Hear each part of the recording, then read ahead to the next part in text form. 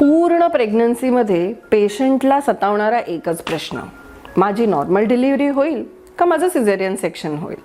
नमस्कार, मी doctor Aditi Omkar Godbole, consultant obstetrician and gynaecologist practising in Thane.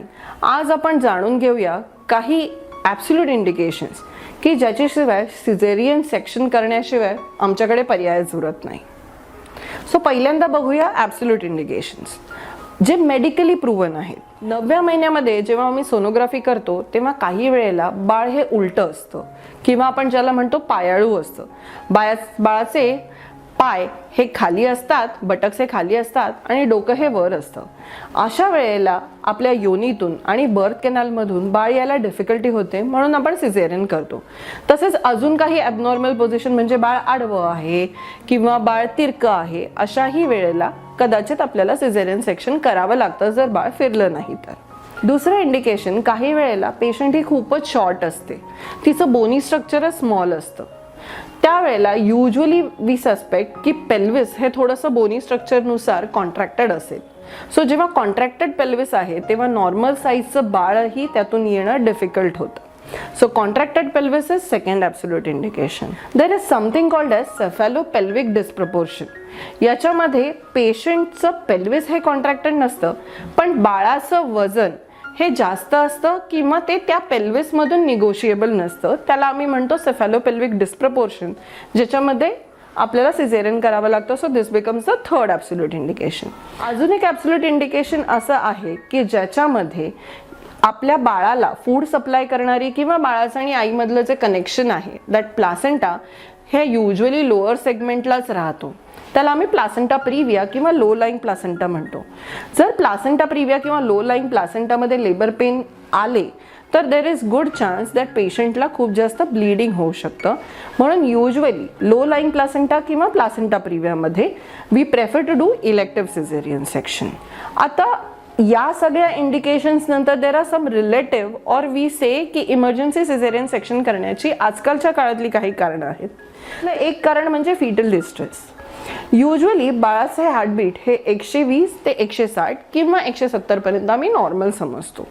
कधी कधी लेबर दरम्यान बाळाचं हेड कंप्रेस झाल्यामुळे किंवा बाळाची नाळ कंप्रेस झाल्यामुळे सडनली बाळाचे ठोके हे पडायला लागतात, म्हणजे ते 120च्या खाली जायला लागतात.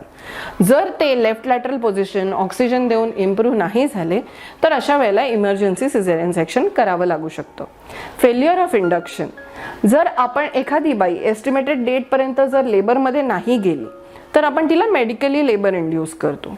अशा वेळेला जर हे लेबर प्रोग्रेस नाही झालं किंवा पिशवीचं तोंड नाही उघडलं किंवा बाळाचं डोकं खाली नाही आलं, in that case we prefer to do the emergency caesarean section because of non progress of labour, जर लेबरचं टाईम पूर्ण झाला असेल तर.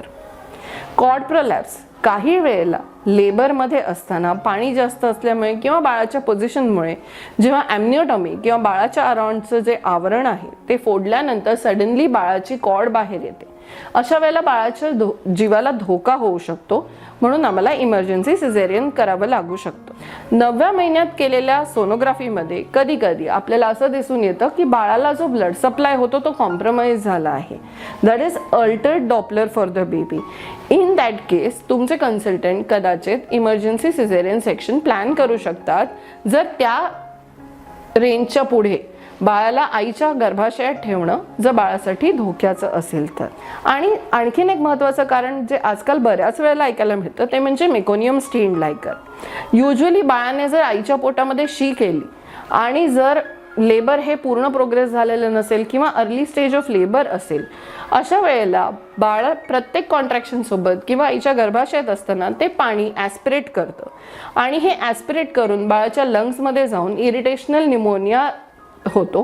त्यामुळे बाळाला जन्माला आल्यानंतर श्वास घ्यायला त्रास होऊ शकतो किंवा NICU ॲडमिशन वाढू शकते. त्याचबरोबर बाळाची मॉर्टॅलिटी आणि मॉर्बिडिटी वाढू शकते. So in that case early स्टेजमध्ये जर बाळाने मेकोनियम पास केलं असेल तर आपण इमर्जन्सी सिझेरियन सेक्शन करतो. आता हे काही इंडिकेशन झाले सिझेरियन करण्याचे.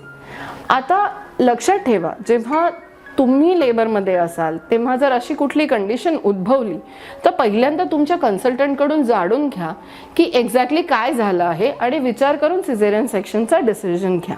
सिझेरियन सेक्शन होणं न होणं, नॉर्मल डिलिव्हरी होणं न होणं हे जितकं आमच्या हातात आहे तितकंच तुमच्या हातात आहे आणि तितकंच नेचरच्या हातात आहे हे लक्षात ठेवा. Thank you so much.